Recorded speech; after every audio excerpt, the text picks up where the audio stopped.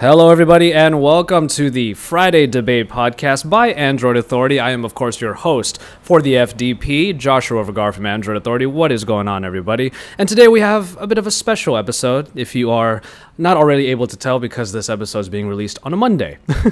But it has been a very busy lead up into the Mobile World Congress of 2015 here in Barcelona, Spain. If you can't hear the sounds of the cars going by and the people walking through the mean streets of Barcelona, maybe not so mean, but they are going to get really busy over the next few days because MWC is officially starting. But I have been here for a good 4, maybe 5 days already, because I've been here with the HTC Frequencies panel in order to take a look at what you now know is the HTC One M9. But that is, of course, not the only thing that we're seeing here at MWC.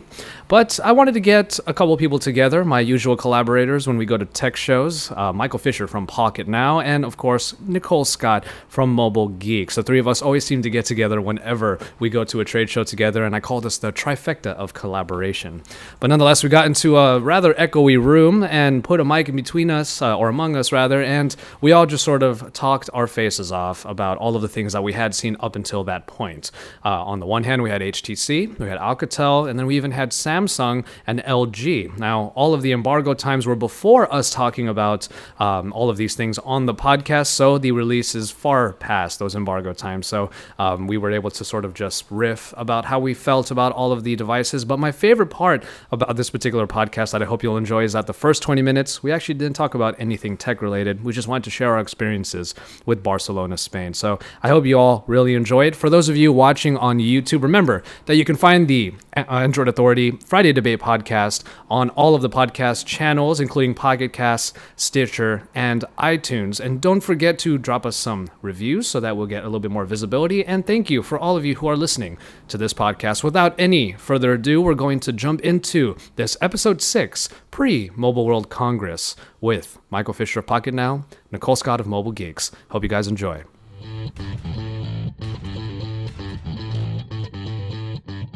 We used the last podcast to get into the groove. Yeah, for the most part. Now we're just gelled. Well, now what was once loopy is now delirium. So yeah, now we're just gonna start being like boobs. That phone had butt boobs. Anatomy jokes. But like it's the product of us just being here for the last few days, talking specifically with HTC. I mean, they're the reason why we're even sitting in the room we're sitting in right now.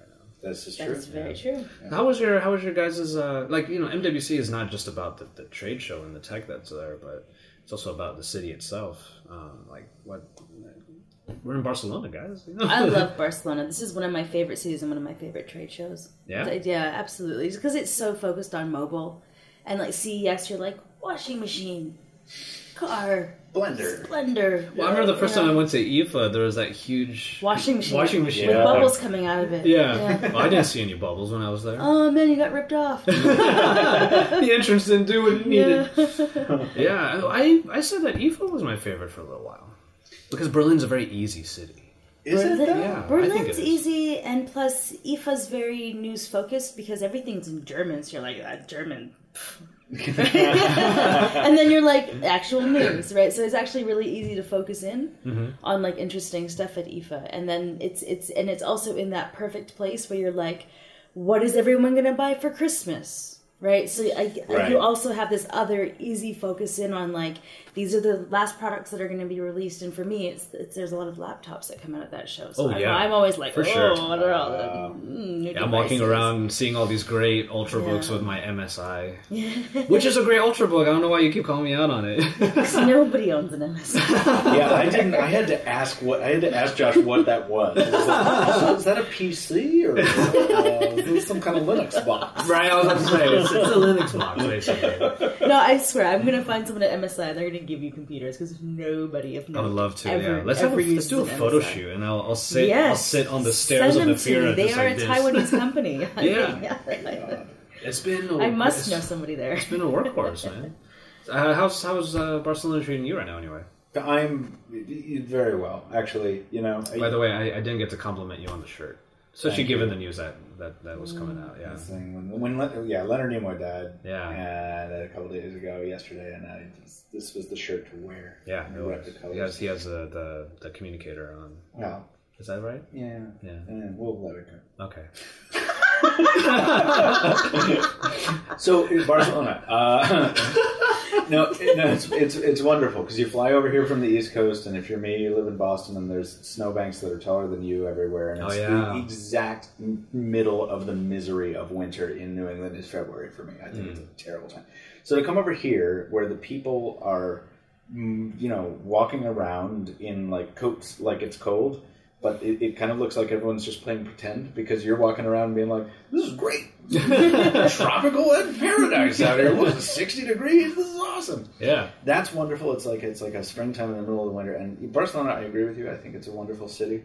I'm not terribly attached to it. I like being here with people who are in our industry who I like. I think we're fortunate in that regard. I feel like we don't.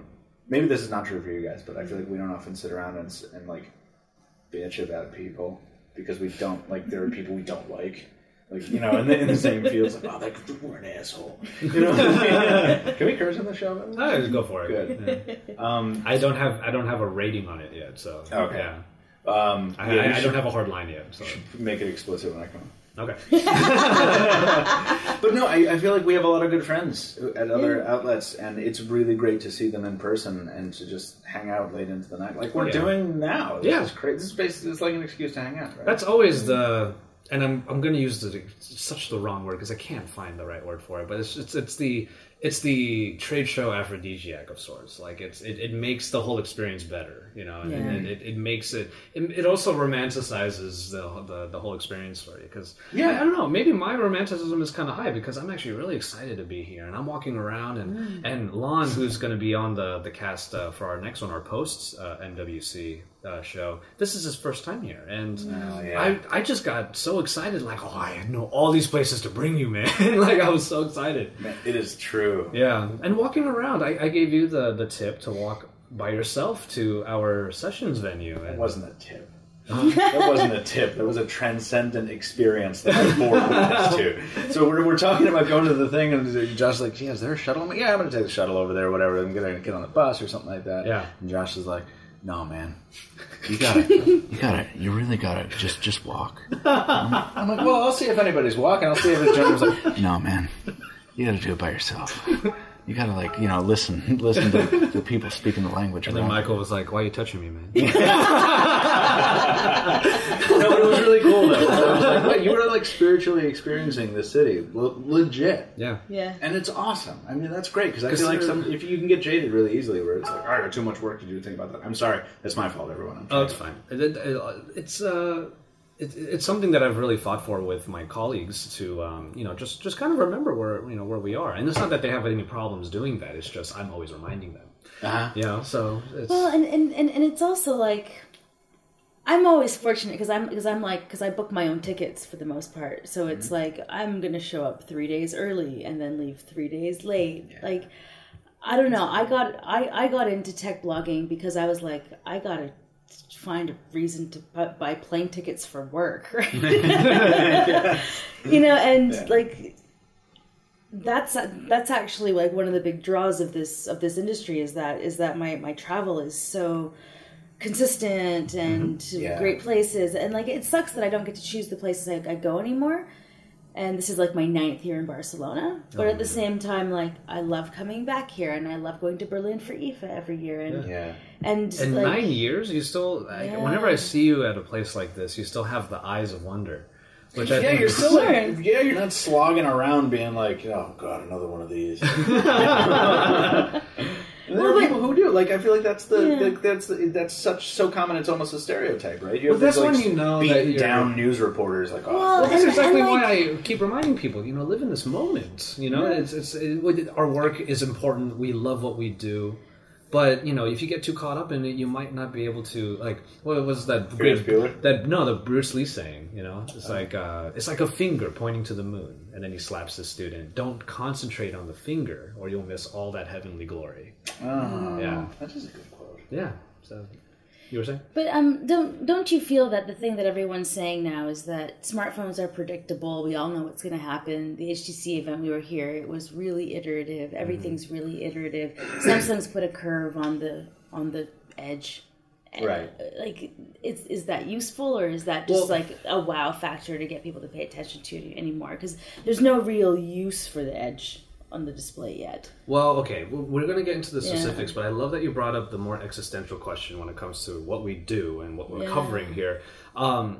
I think that this year's crop of flagship smartphones, especially here at MWC, given what I've seen today, it's all about creating the phone that the phones in the past should have been in the first place. It's not necessarily about a massive innovation. It's not about really going far and beyond past iteration, but past iterative and incremental updates. It's picking up the phone and thinking, man, a couple years ago, this is what that should have been like. And I really, truly believe that I'm choosing to be positive about it and thinking to myself, like with the HTC M9, which we'll talk about, One M9, which we'll talk about in a bit, of course. I had that phone in my hand and I said, the HTC One, this is the one. Like, this feels right. You know? and this is the one. My precious. But I also don't think that using a city like Barcelona is a what's the right term for it? Is like a distraction. You know, like I don't think that's the case. It's a cherry on top of what we do as people, as our occupation, as our station.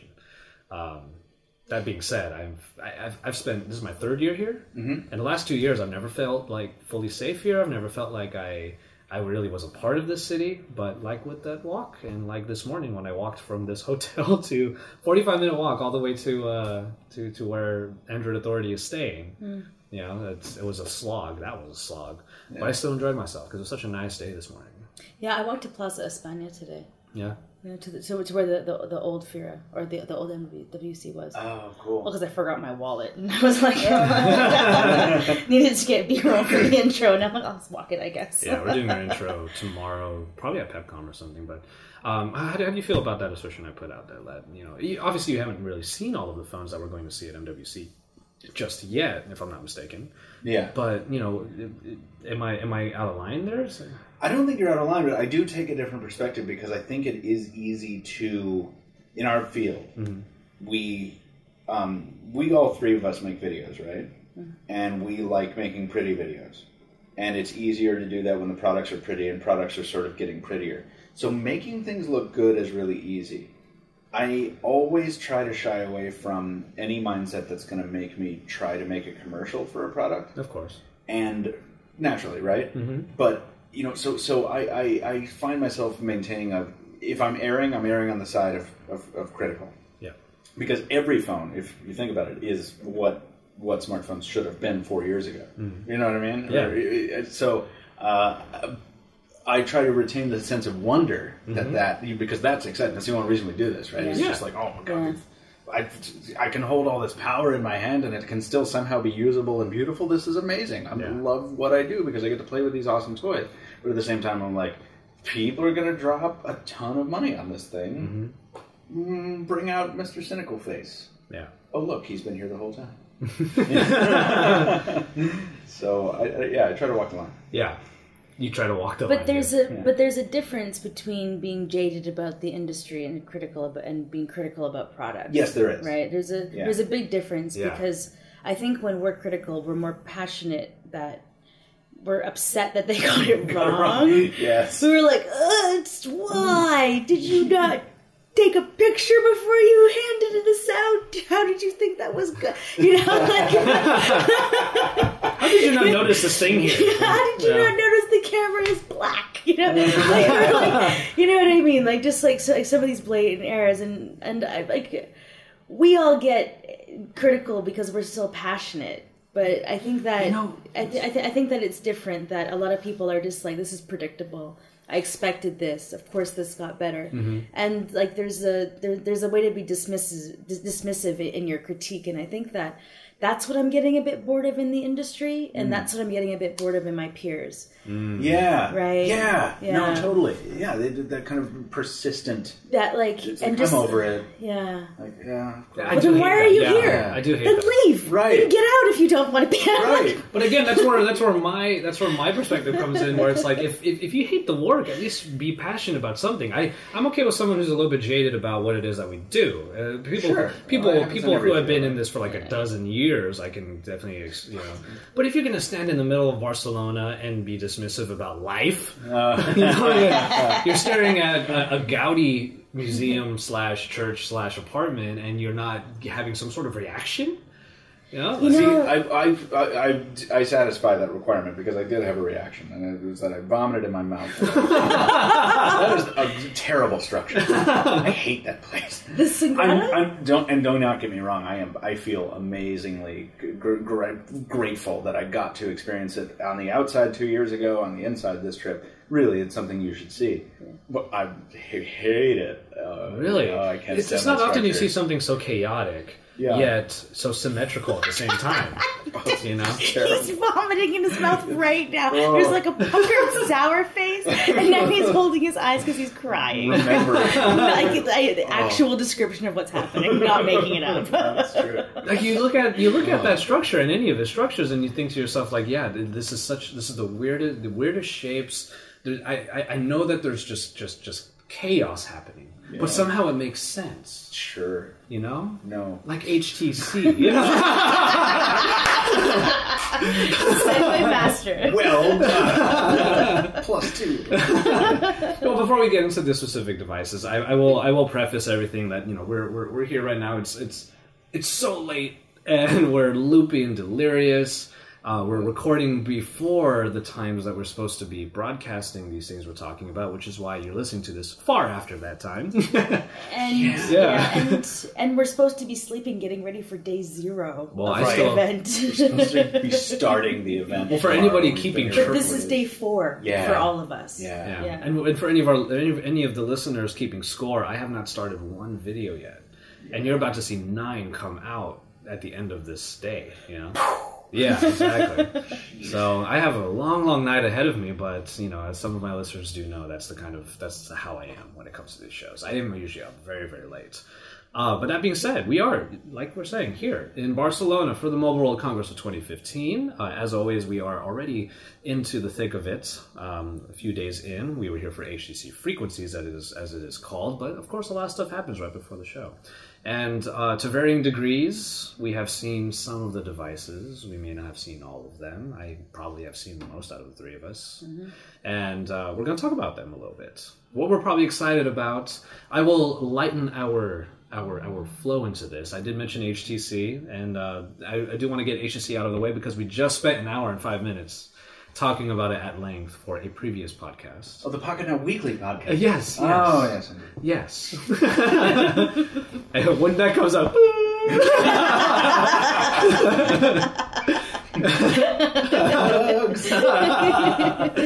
So, I mean, we can... Given that we have a lot of topics that we're going to talk about, because there's a lot of devices, we don't have to go at length about the HTC One M9, but I will ask you general opinions on the phone itself. We'll start with Michael. As I looked at Nicole and went like that. I keep reaching for it as though I still expect to have the review device. Yeah, right. I like to refer to them. It is the manifestation of what we were complaining about a second ago with the people who are over it. If you are someone who is not easily impressed by changes that are not visually very apparent, then this phone will infuriate you. Mm-hmm. It's like, oh God. They just did the same thing again. You're too good at that voice. But it's not that. It's a phone that's about subtlety on the outside, and on the inside it packs quite a few improvements. It is not I do not think it is a Grand Slam device. I don't think that HTC thinks it's a Grand Slam device. It's not. It's the iteration. Yeah. It's the sensible improvement done up in HTC's typically excellent industrial design, and if they figure out how to sell it, it'll sell very well. Mm-hmm. They probably will take a long time to figure out how to sell it. Yeah. If their history is any indication, and so I don't know. I will say that I didn't immediately fall in love with it. Okay. I intellectually understand that it's a very, very compelling smartphone, but when I first touched the M8, there was something that happened with me and it. The opposite of La Sagrada Familia. That's right. Yes. And they just didn't happen with the M9 for me. So that's my situation. Okay. Because that thing I mentioned earlier about how these phones are what their line should be. Like, that's how I felt with the M9. Like, this is the one. And I did definitely feel that way, but there are obviously some flaws with it. And, it was mostly the camera. I think we all agreed on that. It was a bit of a misstep, given that it might improve. In its current state, right? It's pre-production software, and they made it clear that it's pre-production. I mean, fingers crossed. Mm-hmm. Yes. But it better. Yeah. It has to. Mm-hmm. It must. Yes. It must. It is imperative. Yes, they should not release it with that. But your general thoughts on the phone? I really liked it. I was a little like, meh. I loved the M7.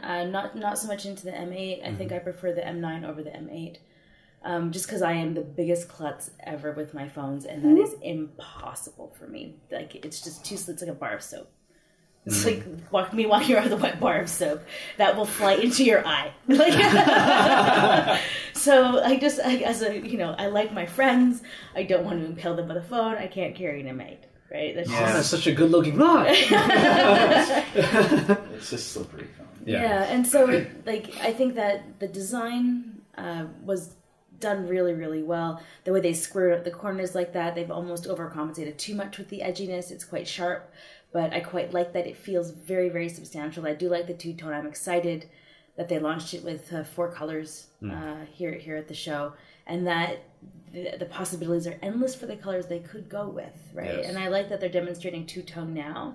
And if they were to I like the idea of silver and black, or like a red and black, or like something like that. I think they could make some like really, really dynamic and interesting, well-built handsets. And I think that industrial design is going to become increasingly something that smartphones are going to have to differentiate on. Yeah, everyone's just getting so good at it. If there's something that HTC knows very well, it's that their design has always been received quite well. So to perfect their design in this M9 is something that I'm really in tune with. I really do think that they've gone in the right direction without going so far that we forget why we liked HTC in the first place. Maybe it's a question of expectations for me. I think when the M8 leaked, which they all leak, and when the M8 leaked, I thought, what is this Photoshop monstrosity with this weird second eyeball and like these 2 round corners? And I was like, ugh. And then I held it, and then I got it instantly. Yeah. And now I look at the M9 and with its narrow radius corners that evoke the M7, and once again, I understand it's very pretty, but I don't think it's as comfortable. You said it, Nicole said it. It's sharp. You know, when you handle it, it's not as holdable. And if you want to hold it, you've got to put a clear dot view case on it. And, then it feels like cheap plastic. I don't know. I keep talking about the pinch on there. You have that tactile feel that to grip on a little bit more, That's true. It's easier. Maybe I just like a little bit of pain on my phone. Yeah. Maybe I need to get rid of my dishpan. But it's also that they have 2 lips on it, right? That there's like the sharp edge of the back, and then there's that kind of like lip for... It's not a floating display because the lip is way far down, but it's almost that kind of aesthetic that comes with that floating display look that I really like, and that I feel like I'm not going to break it and I'm not going to drop it. Wow! A win! Nice, way to go. Well, I mean, to close out our talk on that particular phone, I do want to make it clear, like, one of the best experiences I've ever had on a phone is right now on this one. Because we had one other phone come out with what is supposed to be the fastest processor available, the Snapdragon 810. Right. And unfortunately, it just was not the right showcase for it. And we will segue into that in a little bit. But this Sense iteration, Sense 7, it flies. Screams. It absolutely flies. Tears ass. And it's funny because we've been spending the last 2 or 3 days being very critical with HTC, being very honest with them, at least to an extent. To an extent. Yes, to an extent. And seeing how smooth and fast this operating system is, and how much fun it is to use because of just how nice it looks, and it's smooth and goes through transitions very well, and I can use the recent app screen like so seamlessly. Mm-hmm.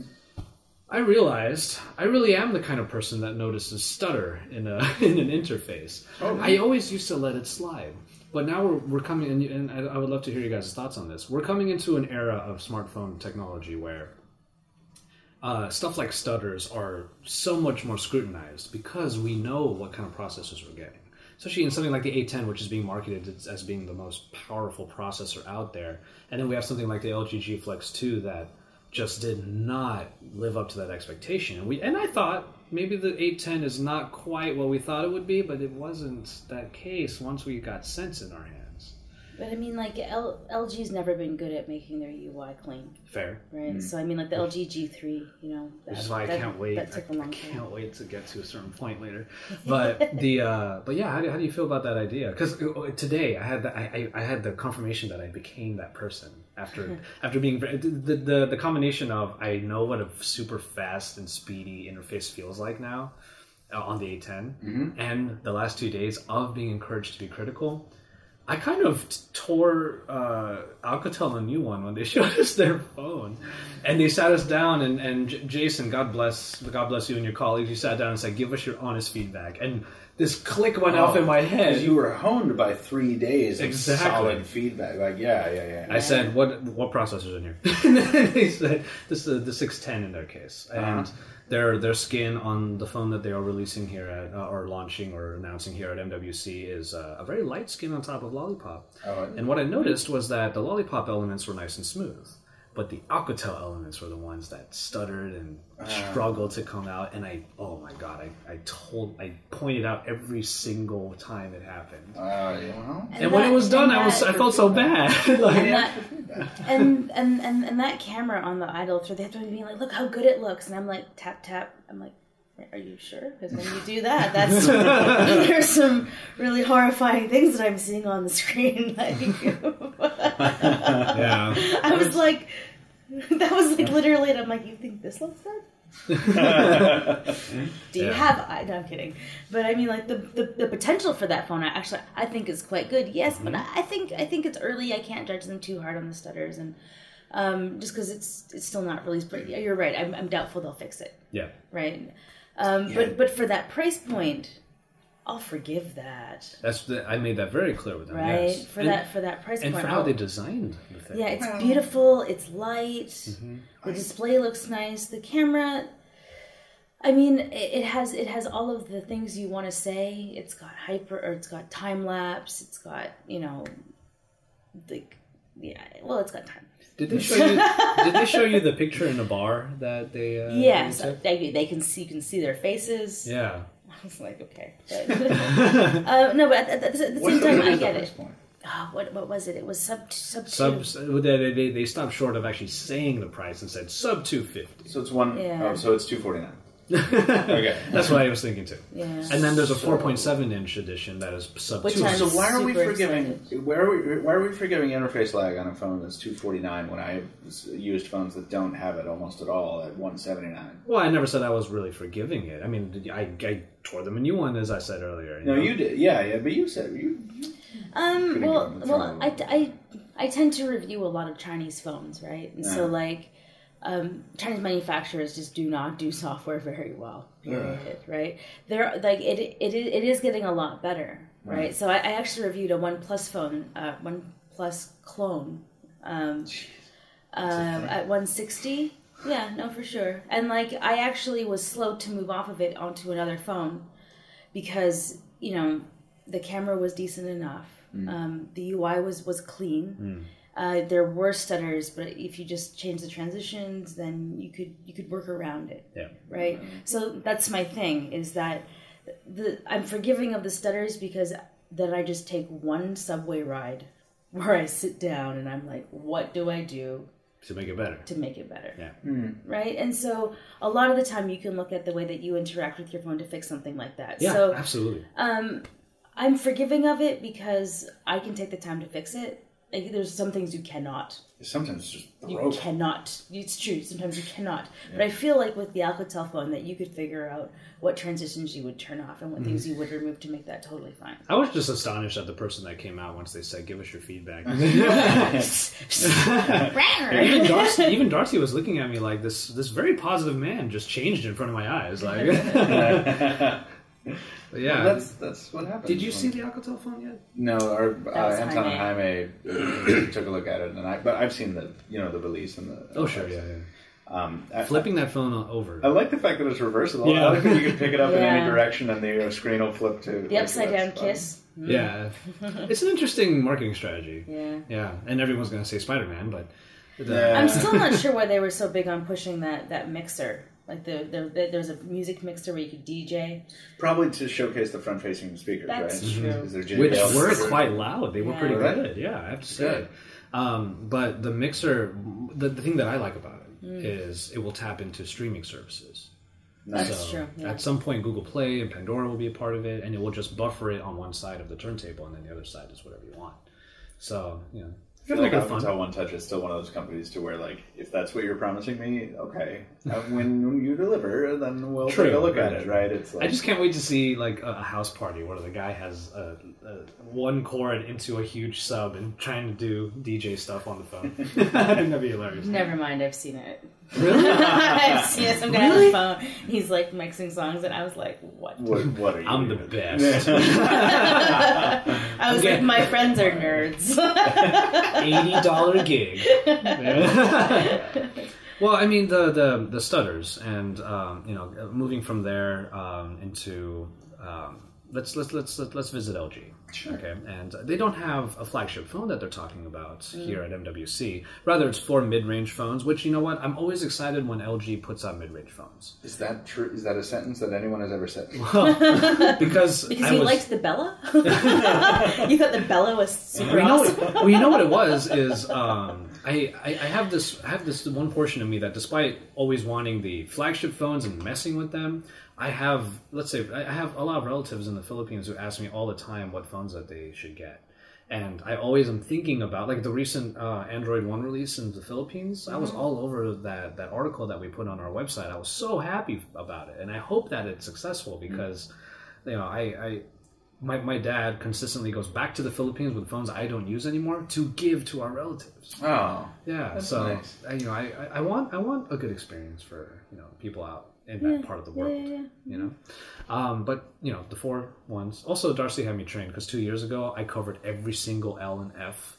Oh yeah, we did that too. Oh my goodness. Yeah, there were too many. Not fun. There were almost no differences between them. I did not do that. I made Roland do that. And we did. That's when we learned our lesson, and we looked at the analytics on those, and it's like, well, we didn't do many people. Did you group them together per F and L? No, I think we did. I think we did individual videos for each one. for Yeah, each that's one. what I did too. That was not the way to do it. I did a single walkthrough. I was like, let me walk down this aisle with you, and I will just shout things at the phone.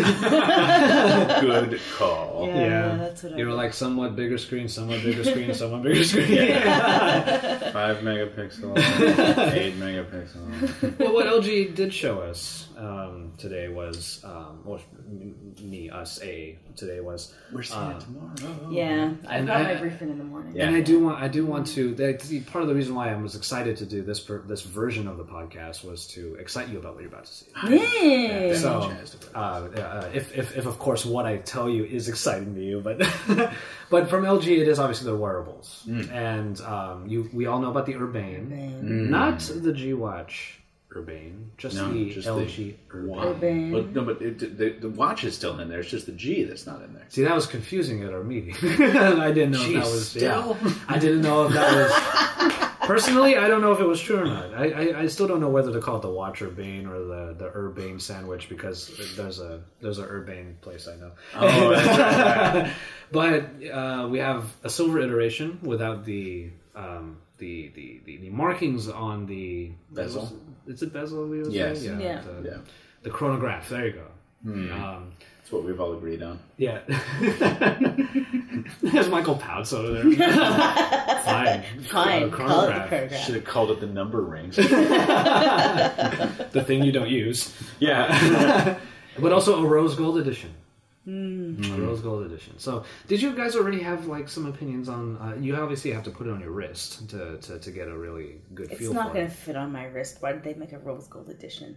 I already know. It might, because it's significantly less diameterous than the G-Watch are, right?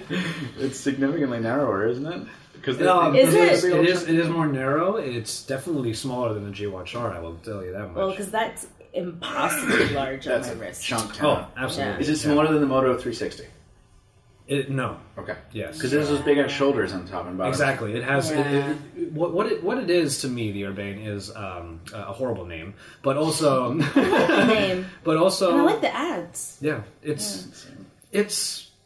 is a watch electronically. You know what I mean? Yeah. It has the feel of an actual sort of high-end watch. Like if you were to buy, say, a girlfriend or yourself a Michael Kors watch, that is exactly what you're getting here, except it has an Android Wear inside. And I like that.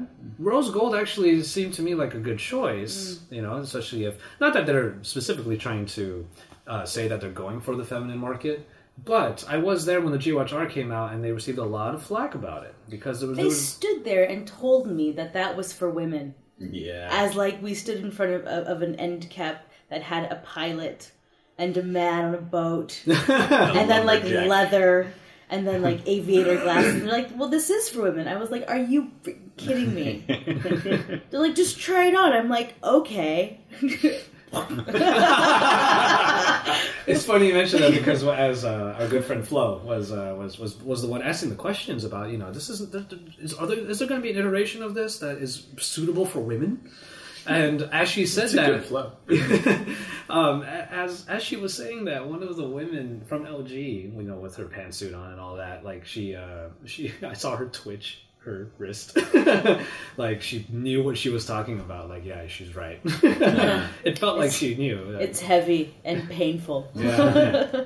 How did you feel about the G-Watch R? Were you the one that covered it for you guys? I did cover it, and I thought it had admirable traits to it, but I could very easily relate to it because, like, I'm a dude, and also sometimes I go into the woods to walk around, and if I'm wearing my... Sasha loves it. It's his, but I don't know. I didn't love it. I thought that the bezel was too thick. I thought the numbers in the bezel were totally unnecessary. Yes, and it didn't even rotate. You're right. It didn't rotate. Not that that makes a difference because I just spin it when I'm nervous, you know, like whatever. But or to annoy somebody. There are positions. Yeah, there are times the screen is beautiful. Yeah. And there are times that I don't want to bring my Moto 360 into. Because like I bash that thing on door jams, you know what I mean? Like I'm clumsy, and it's held up well. Yeah. But if I beat up the G-Watch R, I'm going to feel a lot less bad than if I beat up my 360. So like it has a place as like a working man's Android Wear watch. So what does a fully polished metal frame compared to the G-Watch R? A little bit smaller.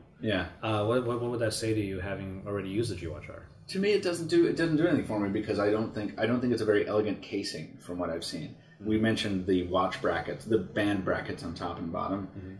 Yes, it looks like a watch, like the conventional idea of a watch. Exactly. But to me, that's rather generic. I bought the Moto 360 because I like that it's a circle. They decided to make it like a can, and make it that minimal, and make the screen go end to end, and not have these things distracting you from the circle. Except for the flat tire, and then the shitty screen and the bad processor and all that kind of stuff. Yeah, and it's the illusion is sort of broken. I will admit, when you look at the watch screen off, and you're like, oh, you know, that looks like a watch, and then the screen comes on, you're like, well, I expected that, and then you turn it around, and the back has the heart rate monitor on it.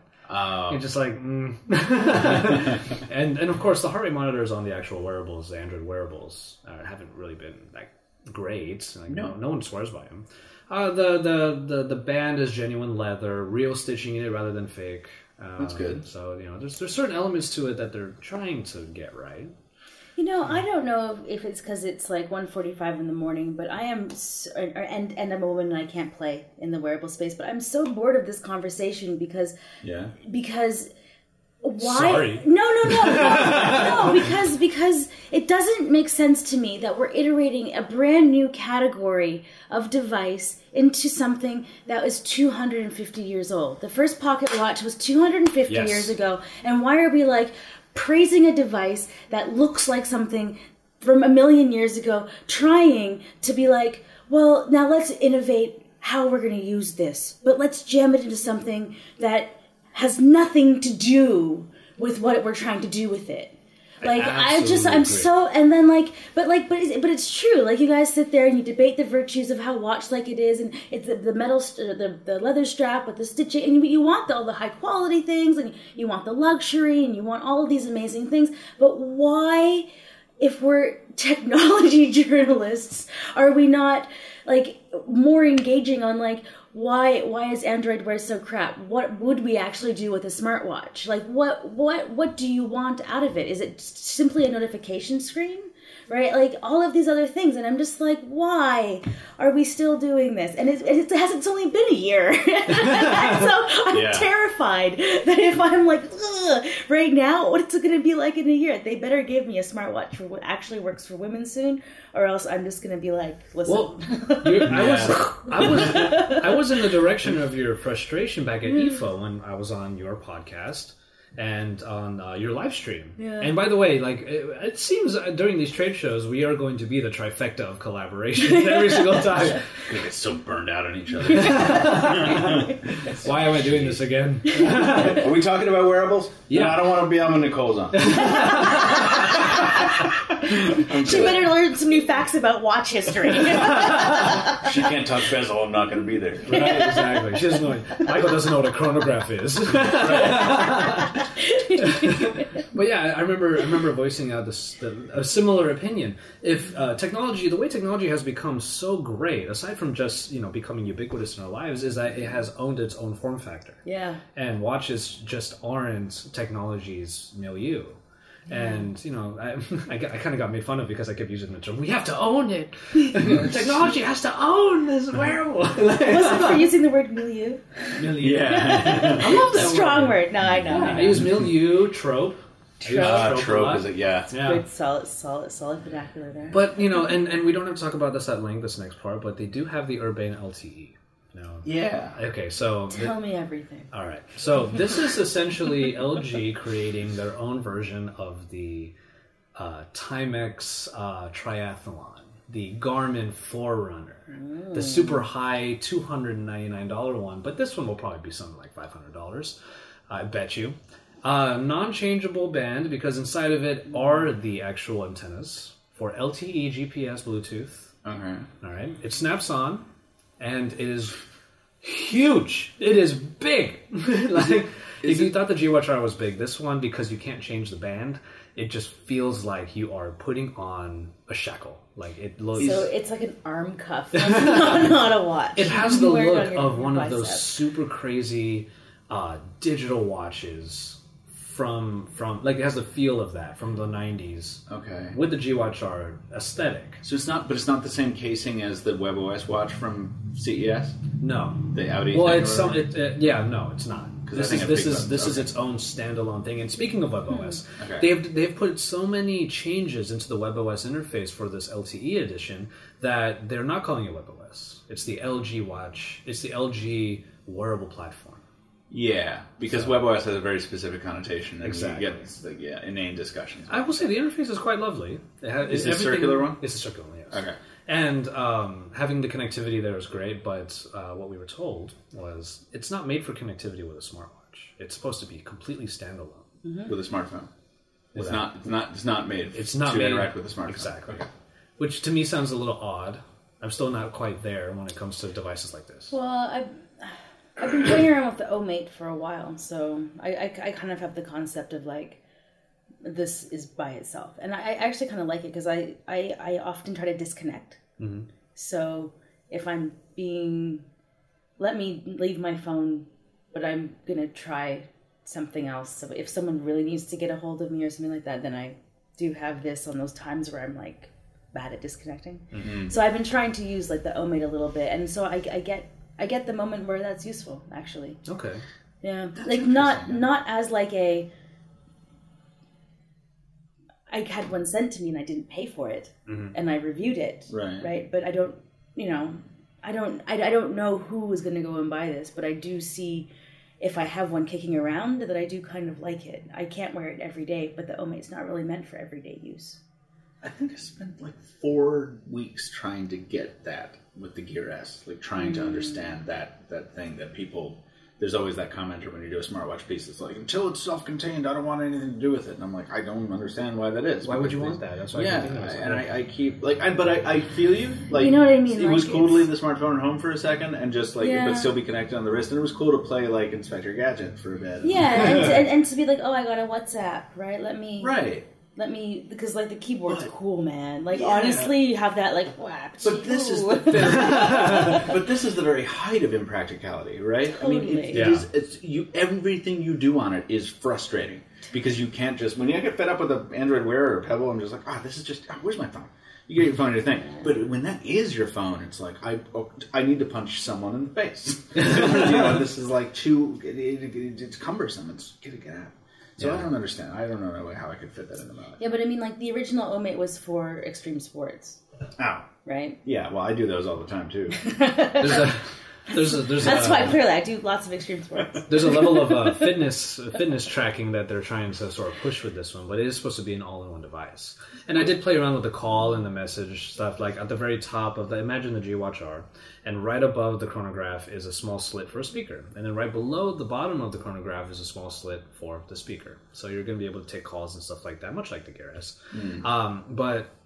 And then actually the keyboard on that didn't really frustrate me as much. It's still small, and if you're gonna sit there and going like this for a long time, you're gonna look like a. They didn't have swipe. I didn't check actually. I'm so used to touch typing right now that I didn't even. Because honestly, like swipe on those on the watch screens, no problem. Oh really? WhatsApp chat with you 10 minutes. No way. Okay. Yeah. Don't believe it. I'm going to take many photos of myself next time I do that. It's okay. It's such an odd thing, though, because that fitness tracking one, like, it has the GPS, it has the ability to track a lot of stuff. There's a heart rate monitor on it also. But, it's so large, and I don't want to say it was too heavy, but it definitely was more cumbersome than your, let's say, Pebble, like the one I'm wearing. Mm-hmm. That if I was running, my left arm would probably be stronger than my right arm because of how Yeah, totally. Well, all right, so I wanted to move into, I want to switch gears a little bit. We will talk about Samsung, and I will give you guys, the somewhat, info that I have and how I feel about it, and then you can tell me. But was there anything here at MWC that you were actually looking forward to that is outside what we may know of already? Did you have something sort of on the skirts, like maybe a Sony, even though we heard from Sony that, they're not really pushing mobile as much anymore? Totally. It's not Sony for me, but I totally have one. You have one, though, right? Oh, yeah, totally. Okay, yeah. Mine is from your favorite company, Nicole. Oh. It's not, is Sony your favorite company, or is Asus your favorite company? Oh, well... Mine is from your second favorite company. Well, Asus for laptops, Sony for smartphones, yeah. Asus teased their Zenfone Zoom at CES, but wouldn't let it out from under the plastic box. Asus ain't here. They are. They're not exhibiting. They're at the Trump Hotel. No, but they're at a. Do they have somebody here? Yes. Because their global team didn't come out. That's why. It's the people you introduced me to. Yeah, it's the people I met because of you. But no booth. My people told me they weren't here. They like you more. I'm kidding. Oh God! Wait, did they tell you that they're not here though? Yeah, they told me they're not here. Well, all right. I'm sorry. We'll talk about it off the air. But okay. They said that to me they were here. Okay. No, cool. No, that's totally fine. Okay. Send an email on it. And that was 90 seconds. They told you. I'm sorry. Not compelling. These are people that I go drinking with, so I'm even more like. Pardon? Yeah. They were just, who is that guy? They were like, she totally stiffed us with the tab last time. They have no booth here, though, right? No. Booth? No, okay, they have no booth. But so is this the Zoom? I want to see the Zenfone Zoom. Okay. I want to see that really bad. I've wanted to see it for a while. I need to, I love this sort of sub-movement of manufacturers who are doing this thing where it's like, it's a camera. It can also be a phone, but it's a camera. Like the Panasonic thing. I can't wait for that. Lenovo vibes. And Asus is doing really good with their camera technology. Yes. What are they calling it? The Pixel Master. Yeah, they're doing really well with that. Their beautifier is disgusting. You get pointy chin if you put it on 5. The low light butterfly box stuff. It's amazing. And that's under $200 Zenfone. Yeah. And then this thing is built with a big old Lumia Oreo in the back. It's obvious they're pushing the camera. I want to see what they can do when they're actually saying,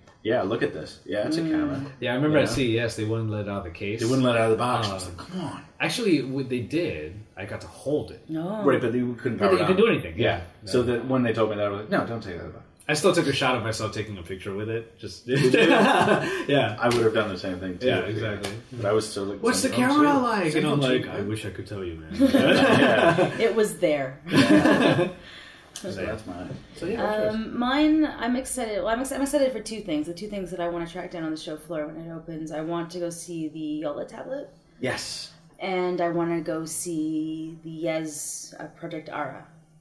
Right, I forgot. Oh, yeah. Yeah, those are the 2 things that I'm kind of keen for because, I saw, everyone forgets this, but ZTE at their booth last 2 years ago showed under glass a modular phone. Actually, they had 3 different examples for how they thought the phone of the future would look like. And I made a video about it, and I was like, guys, everyone's going to watch it. It's going to be amazing. No one watched it.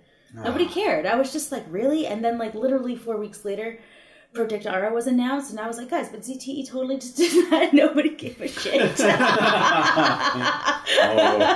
perils of branding. Yeah.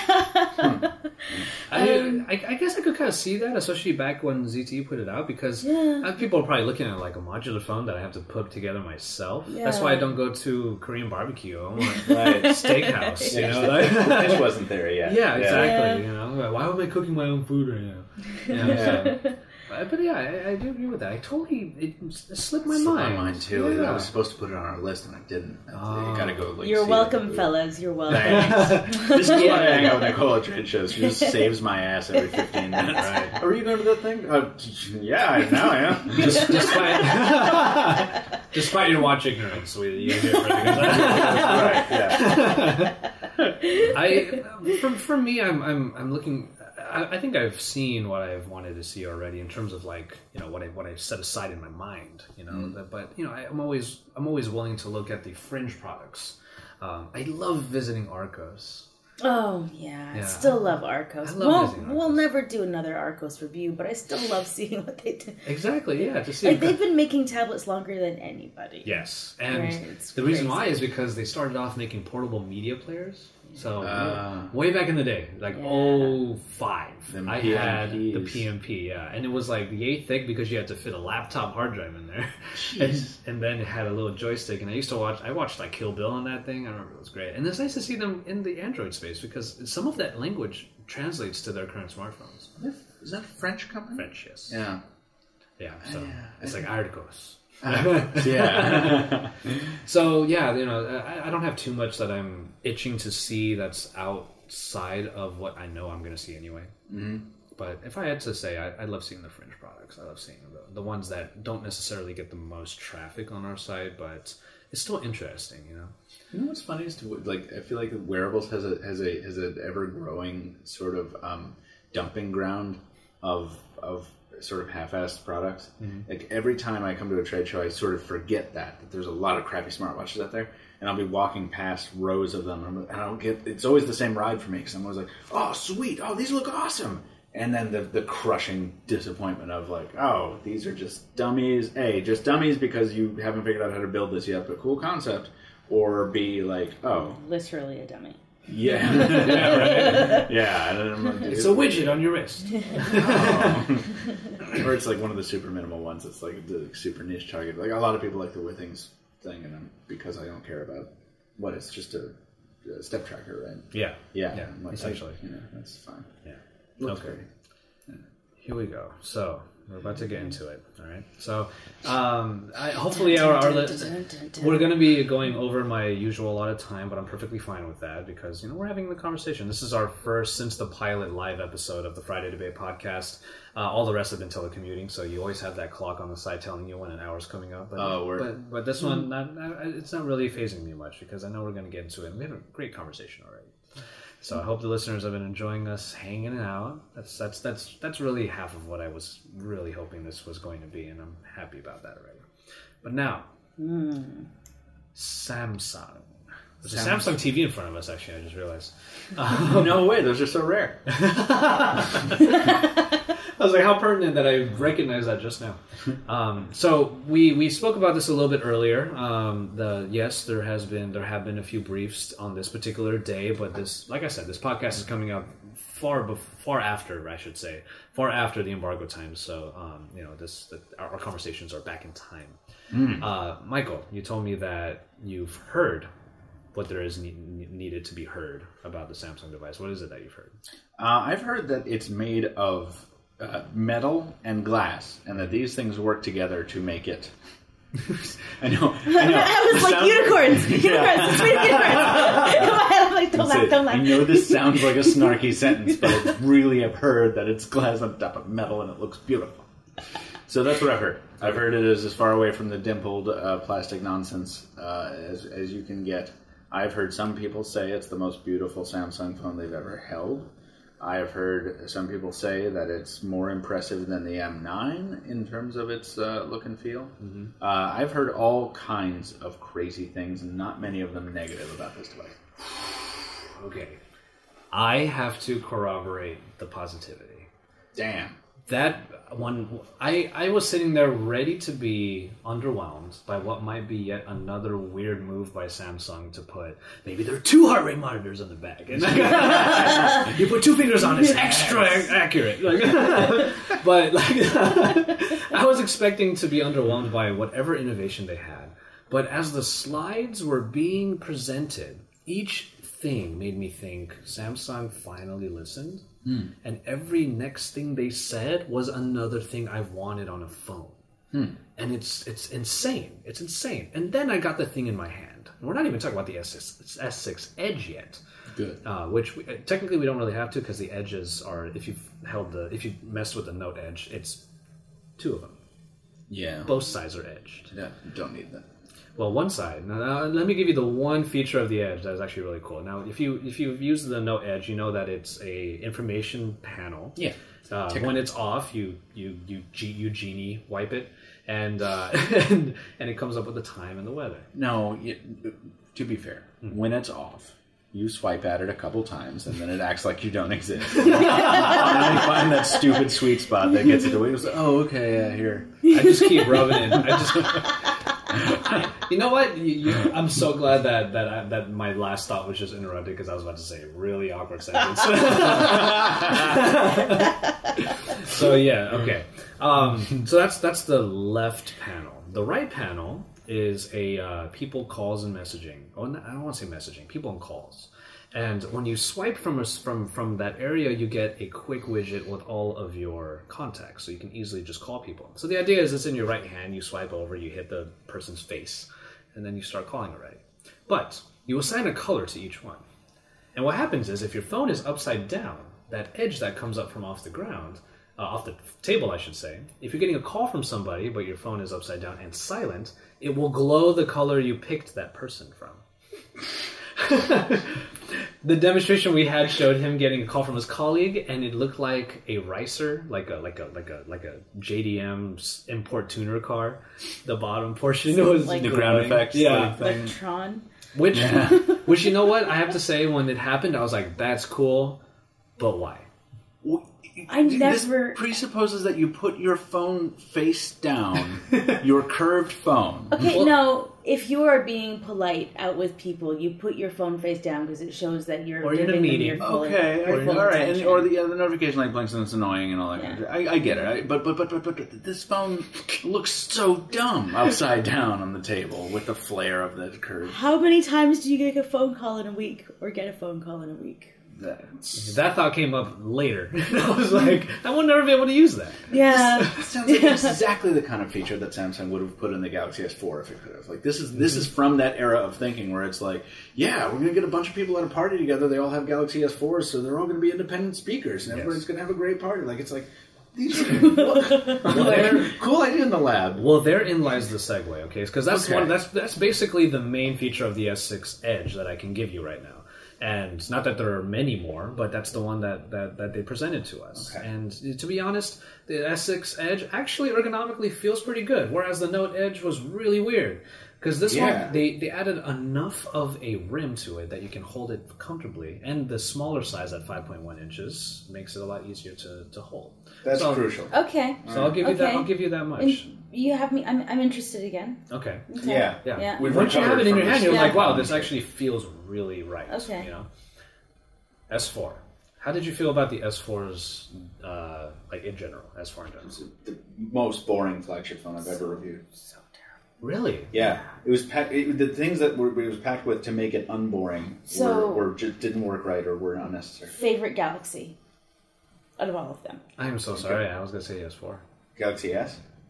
Or a Galaxy Note? I mean, are we opening up to all the Galaxy S. S, yeah. S3. Because otherwise it would be Note 4, but S4 for me on the S line. I'm S2. Yeah, S2 is a lot of people's favorite, I think. Yeah, that was like that was well regarded. Yeah, the camera to today still looks good. Interesting. Right? We have I have to revisit it because I really wasn't convinced back then. I have one still. But the thing is, like, I wasn't. Were we in the industry when the S2 was out? S3 was the first. S3 was the first review I did. For me, it was technically S4. I was in the middle. I was in the interim between the S3 and 4. The S4 was boring. So boring. It's boring. See, the S4 was the first phone that when I... features, you could write about all of them, find relevance for everything. Like, it was like the S4 just screamed at you the entire time you had to deal with it. See, I feel that way about the S5, which I'm sure is not thing. Yeah, exactly. Not a surprise. But the S4 was the first phone that when I put it in my hands, given that I was just in the industry for a little while before that, when I put it in my hands, it just kind of fit. And, the flat sides, and it was just the right size. It was really, it felt right, and I've been using that phrase a lot. But, that's the thing. And the reason why I bring that up is because the best way for me to describe the design of the S6 is that it is a metal and glass S4. In the sense that it's the same size, it has the same feel, it has the same, but this is the thing. Surely it can't look like the S4. No, it doesn't. It doesn't. It has the tapered edges on the sides of the Note 4. That's what the S4 felt like to you, except metal and glass. Okay, so maybe to you because I cracked that S4 cost me $400 extra. I cracked the display twice. You know what I mean? So I'm like, that feels like crap. Well, I'm glad that I could share my reaction to the feel because that's what I felt. But I will tell you that all these suspicions that people have that you may have about it are completely true. It is the best iPhone 6 clone you have ever seen. Right down to the speaker grill on the bottom. That is in the same placement as the iPhone 6 one. No. Now, the differences between the two, and I wish I had my camera to show you, are that the edges of the metal on the sides are very much like the Note 4s, where there's just that tapered lift at the tops and that's bottoms. nice. The corner buttressing, so I like that. It has its own tropes. It has its own tiny little design languages. But when you put them side by side, with the slight curve on the sides, the 2.5D glass, if you will, it is definitely... That's the vitriol it's going to get, is that it's too much like it. And it felt to me that Samsung said, we know exactly why people love the iPhone 6. We don't have that in Android yet. We'll do it. Like an Android iPhone 6. Mm-hmm. No, but to be fair, the iPhone 6 is an amazing phone. It is. Right? Like ergonomically, to me, that's one of my favorites. The hardware. Feels great. The camera. Yeah. How's the camera? Okay, so the camera. Yeah, we have a... Now, I'm blanking on the front camera's megapixels. I want to say it's 8, and then the rear is 16. And what we have there, you can. I don't have the info here. I think my phone died actually, but 1.9 aperture, which is nice and low. Auto live HDR on both sides, on both cameras, with smart OIS on the rear. What makes it smart? Yeah. Well, it wasn't something that they iterated, but I think it's the it's the same OIS that was on the Note 4. That's what I want to say. Which is an amazing camera. Yeah. Straight the up, Note 4 camera is straight up. That's an amazing. If I could carry a phablet, I would be carrying the Note 4. Front is 5 megapixels. 5, not 8. Sorry. Yeah, I thought 8 sounded like too much. The interface on the camera allows you to get into a manual mode that includes manual focus. Nice. Yes. And the various elements are just buttons on the screen. It does look a little bit nicer, though. Once you hit the Pro mode, it gets a little cluttered. The various modes are still in there, like, you know, the Pro mode is nice, and then the selective focus is there obviously too and whatnot. It felt like a Samsung camera still, just somewhat different, but obviously the claims of super great picture quality is something we're going to have to figure out later. Yeah. I mean, like, I can only imagine that it would be better than what they're doing on the Note 4. Yeah. The Note 4 I is think And so the too. Note 4 is so good. Yeah. Right? Yeah, I absolutely think so too. And especially at a sub 2.0 aperture. So the 1.9. the metal styling, like, how did, like you were saying it feels good, but like how does the actual metal feel? That's where the analogy to the iPhone 6 comes in, because it is as thin. It has the glass back, so it feels a little bit like an Xperia in that way, but really when you have it in your hand, the metal feels cold to your touch, and it's just narrow enough that you're able to have a grip on it that's super great, and it's also a very light phone. It's a very light phone. So once I did my comparison video with the iPhone 6, it felt like I was holding the same phone. How many milliamperes is this? The battery? Yeah, the battery. It's something like 2680. Okay. They brought it down in size, didn't they? Yes, because the operating the processor, and this is the part that I wanted to get to because I need to talk to you about the software. I need to ask you about the software. I need to talk to you about the software. The processor. Yeah. Worldwide, globally, Exynos. No more Qualcomm. Right. And a bit of a precedent, I have to say. That makes me hella nervous because we get the Exynos versions in Taiwan and they are nowhere near as good. No, they're not. Okay. But they were not compared to the Crate Snapdragons, and that is not what the 810 But is. it's the UI experience. No, I know, but the yeah. Well, anyway. You know what I mean? Well, the UI has been updated to the Lollipop edition, obviously, and there are a lot of aesthetic changes to it. It actually kind of feels like they've minimized it a little bit. A little bit. A little bit. I won't say a lot. There are certain elements to it that have been optimized for a particular experience, and the one that will get that wow factor from you is the double tap the home button to launch the camera. Now, what you're going to do is you're going to double tap that thing, and within a fraction of a second. And what happens then? When you double tap the home button, the camera just sort of slides up from the bottom in a fraction of a second. Cool. And the best way for me to describe it is that most, if not all, the interface feels like that. And cool. I was super surprised. I was floored. Okay. This is why I keep bringing up the idea that this is where we're scrutinizing performance so much, because these processors are supposed to be amazing. Right. You know. Yeah. There's really no excuse for that. Yeah, and if you can't nail moving around your home screens, like right. what hope do you have of doing anything? I do. Obviously, we will. When we're doing our actual reviews, these opinions might change. We're in the thick of Sure. But I honestly was floored by what that software performance was like. Now, the most important question about the software experience is when you tap on interface elements, does the phone make a sound like you're dripping water in a cup? No. Oh, thank God. See, that's what I'm saying. Minimized a little bit, And it just feels like, I mean, briefing is still there, which, the flipboard. You can take it out, though. Yeah, you can take it out. Yeah.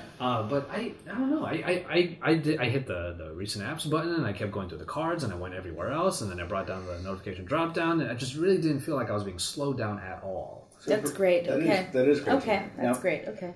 I think that, though, is the experience I had on the Note 4. The Note 4 didn't bog down on me almost ever. The S5 even was speedy when I reviewed it.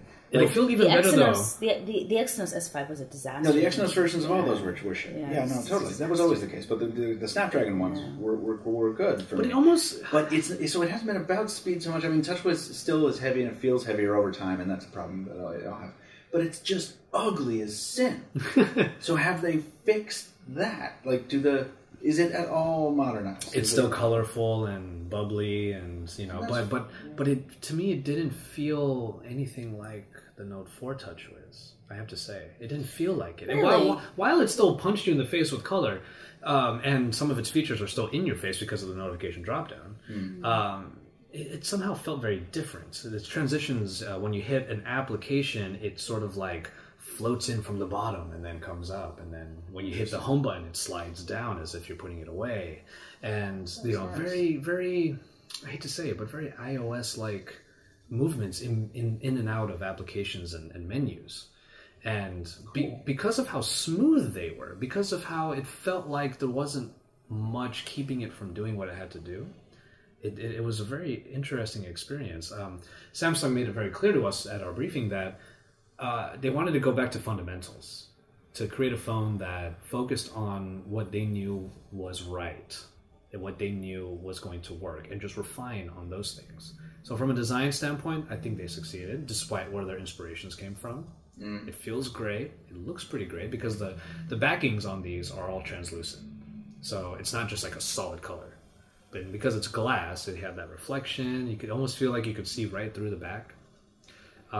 So design actually is pretty good already. The software experience and the performance, to me, it's I don't know. They might have hit it out of the park at this point. How are they doing the waterproofing? Now, that wasn't really presented, and I know Darcy asked that question, but I don't have that information right now. And the other because if they remove that, that's going to be a huge. I think they did remove it. That's terrible. That's terrible. Is it a requirement for you? Now that I have it, yeah. Like after having it on the S5, having it on the Z3, I think all phones should just be waterproof. I mean, I don't see. Like after having it, I don't see why I wouldn't have that. I see. Like as like a protective option of just against accidents. If I'm going to keep this expensive device for this long, how many times has someone spilled a drink on my phone? Sure. I mean, maybe I hang out at the bar too much. I don't know, but but you know what I mean. Like it's just one of those things. And like like, I live in a country that's quite hot. Yeah. And you put your phone, humidity. Oh. you put your phone down beside a drink, and then suddenly it's sitting in a puddle. Yeah. You know, like it's just like and. I've had phones that I've taken in. They're like, you dropped it, or it's wet inside. I'm just like, that's just the humidity of this country. I'm sorry, I brought this phone from a dry land to a wet land. Right. So for me, it is really important that it has that. Okay.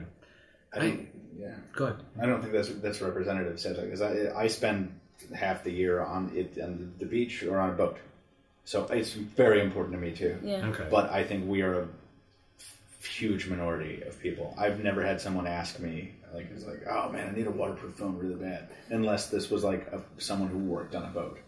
So I think it's a regionally specific thing. I get that from women. Yeah. Yeah, I've started tracking that actually. Huh. Yeah, I've actually started tracking that among my friends when we go through features that we want, and I'll throw it out there. I'm like, hey, what about waterproof? Women more than men say yes to that. Huh. Yeah. I just feel like they maybe put it into the S5 thinking that a lot of people were going to hail this as a great thing, and I feel like no one really talked about it afterwards. You know, it wasn't covered very well in our little section of the press.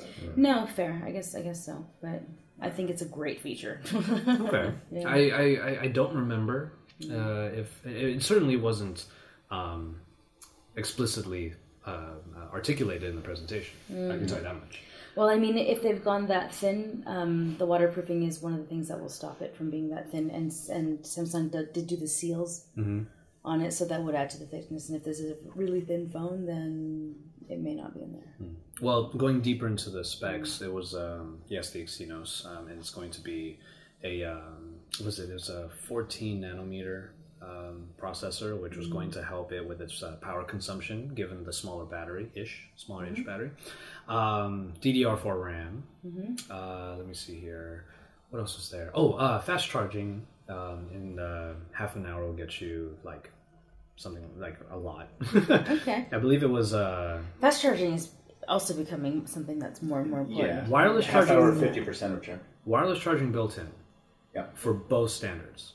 For all the standards, I should say. Yes. And they are going to push That's great. Yeah, they are going to push their Samsung Pay with their version of it. But it's via NFC, the second standard, and barcodes. So they're trying to cover every single spectrum so that you will always have an option when you're using the Samsung. I'll never be excited about that. Yeah, I wasn't too sure about it either. Like, it's like, I tried Google Wallet when it first came out on the Galaxy Nexus, and I had a great time. And then the carriers got in and started effing with the secure element. Then they had to dick around and do that, and then now Apple Pay is the thing, and it's like, well, it's only supported half. Then there was a war about which retail establishments have it, and it was like, it's just a big morass. And now you have Samsung saying, no, look, we can do it too. But they're saying that they could do all of the standards. But the thing about Samsung, they still have the fingerprint reader. Yes, it's a press type now, no longer swipe. So that is good news. Yes, but that's the thing about Apple Pay is that it's frictionless. Right, because of the fingerprint reader, when you just bring it near, it's frictionless. Right, the screen lights up, and you decide if that's what you want, and then you swipe. Right, with Google, you enter your passcode, open it up, right, and then sometimes the system will recognize it as a card, so you have to sign or put in your PIN. Right, so I mean, like the levels of friction for Google Wallet are still quite high. True. Whereas on Apple Pay, it's frictionless. I'm quite certain that Samsung Pay will be able to. So if there is an Android version on a phone that is frictionless, then that could be quite interesting. Yeah, and I'm quite certain that is what it is, because they made a big deal about how their version of Pay will cover 90% of all of the places that available payment terminals and stuff. Yeah. Okay, all right. I didn't get to the other like obvious spec. 5.1 inch screen, Quad HD. Like well over 500 pixels per inch. Stupid. Yeah. Waste of resources. Total waste of resources. Yeah. I'm trying to think of what else. But is it like the screen porn's gonna like blow my mind? It screams at you. Yeah, it absolutely screams at you. Super AMOLED. Like I said, it jumps out of the screen and punches you in the face. Yeah. That is what it's it's feeling like, and it just constantly felt like they're packing in a lot of these specs that if you're into the spec wars, you're going to be satisfied. No, but not one specific subset of people. You know who I'm talking about? Who? The people who have bought Samsung phones for generation after generation because they have two things: removable battery and expandable memory. Yes, these are the yes. Thank you for reminding me about that. Oh my God! Right. But this is also also about me, but this is also this is also what they were saying is going back to just the fundamentals, just like what is in there is what you get and it should work already. And if they succeed in that, then sure. 16, 32, 128, 64, all of those still available. Actually, not 16. I think that's not a thing anymore. But so the hope is obviously that this phone will be able to deliver on all fronts, and it did really feel like it might, because you have such a lightweight package and an attractive package and a metal package that has all of that has all of the features that at one point or another you tried and you said, I want this. Minus those two, obviously. Right. Yeah. But those are two really big ones. Yeah. Right. They're certainly the ones people get vocal about. Yeah. I mean. But no micro SD card slot, no expandable storage, but you get 2 years of 100 gigabytes of OneDrive. If Vince were here right now, he'd be throwing a table. I don't want that. I don't want to be uploading all the time. It's true. You're abusing my connections. So that's the story of the Samsung Galaxy S6 thus far. Yeah.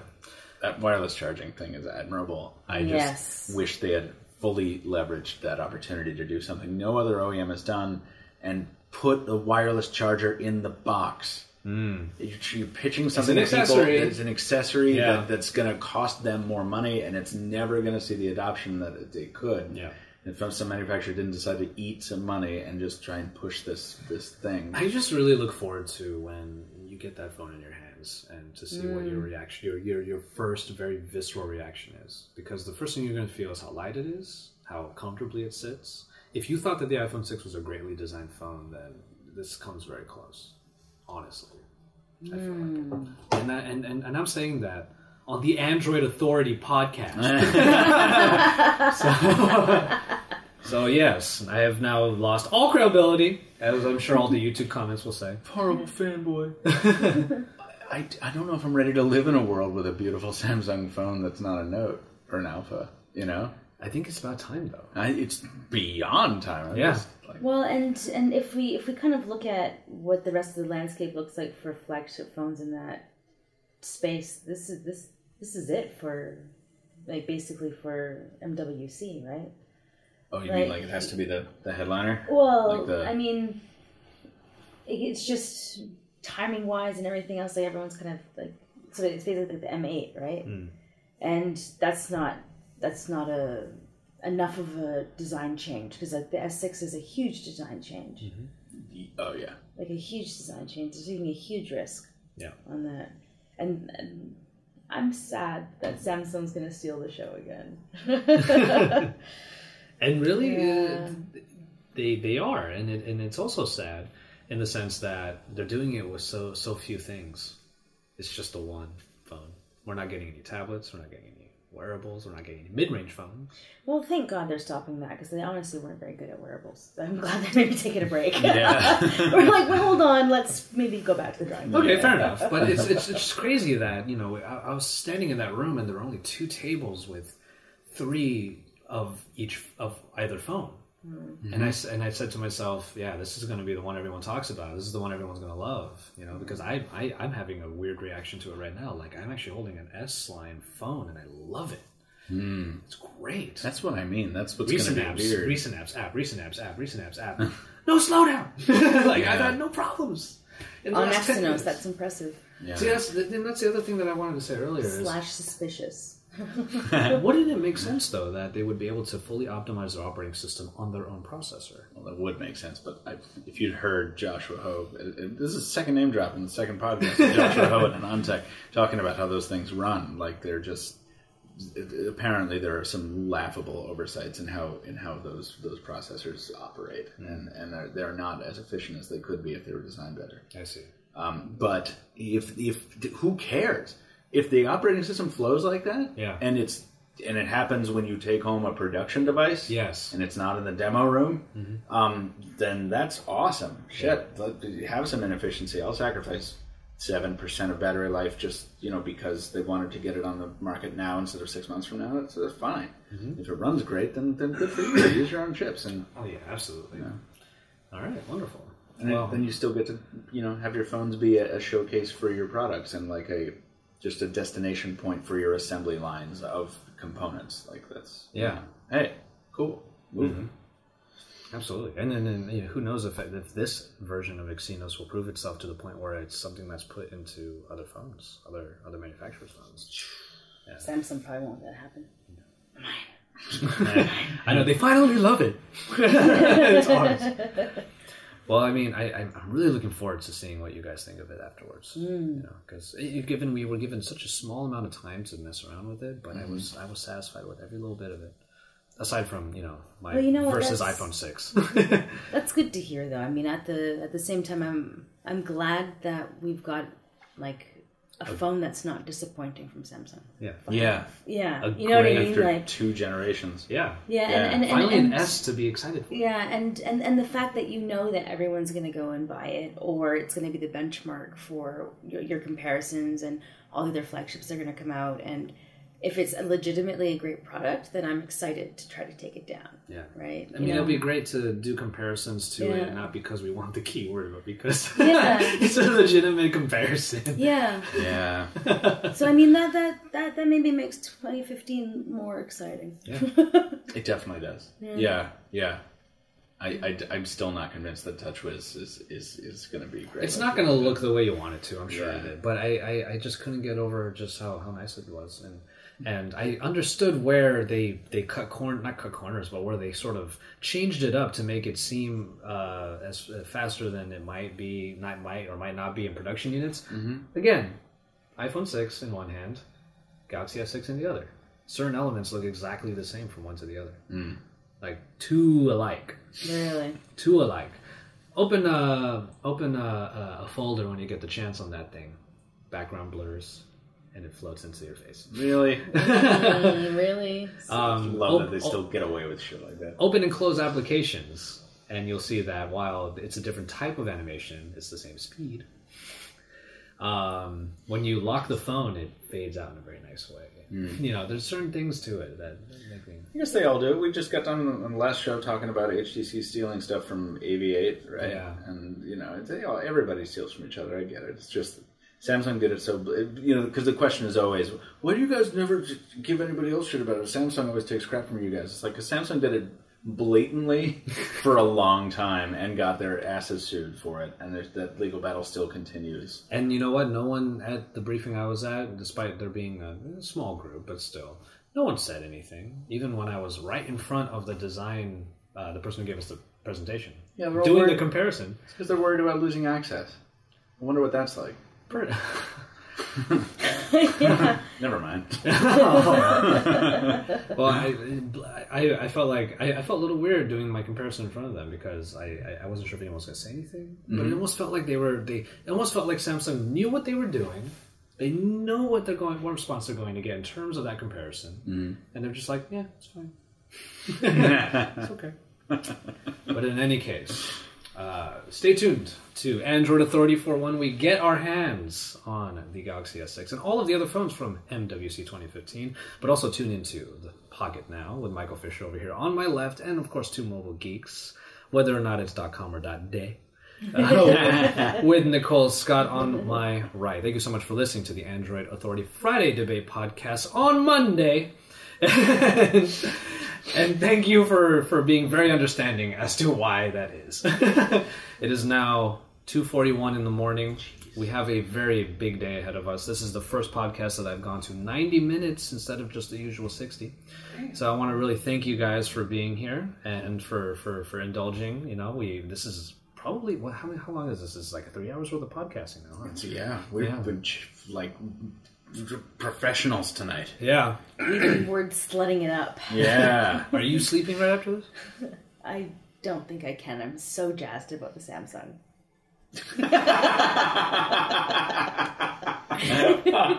Go to sleep, you'll dream of it. And you're probably going to bed. I may edit a video, but thank you for having me on. I had a great time.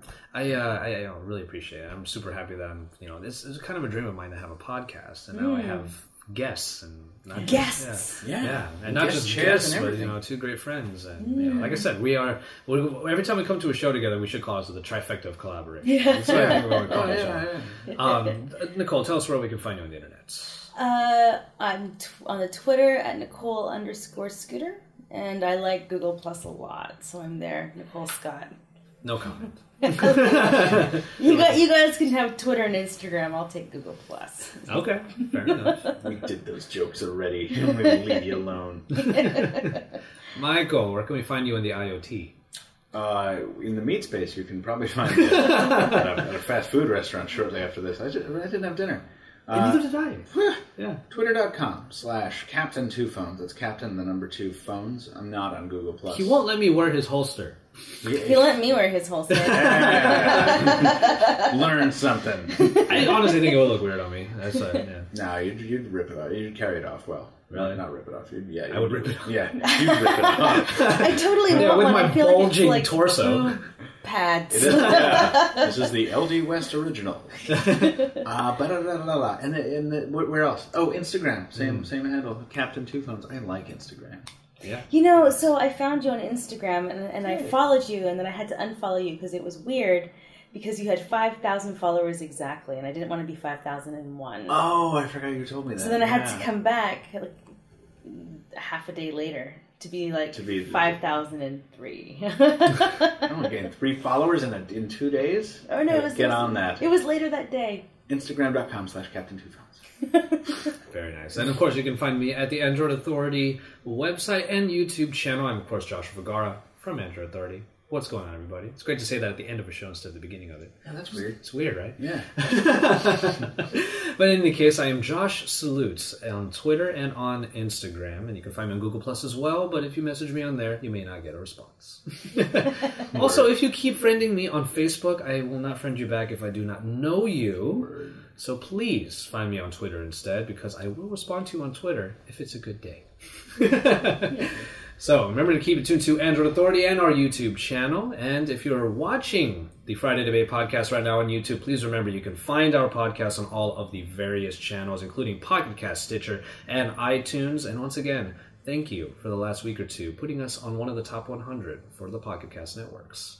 Make sure you keep listening to our podcast, so we can continue to hopefully get that kind of recognition. And don't forget to review us on all of them, whether it's positive or negative. We will take all that you say, because thank you for listening anyway. So keep it tuned here and drop us some likes on our videos on YouTube. Subscribe if you haven't already, and remember to stay tuned for all of our coverage of Mobile World Congress 2015 here in beautiful Barcelona, Spain, which took up 25 minutes of our podcast because it's that amazing of a city. Yes.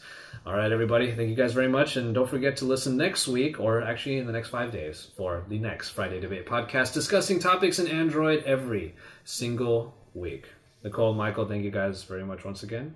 And I want you guys to join me. I'm going to make you do this, okay? I want you to say the final word at the end, all right? Android it is, okay?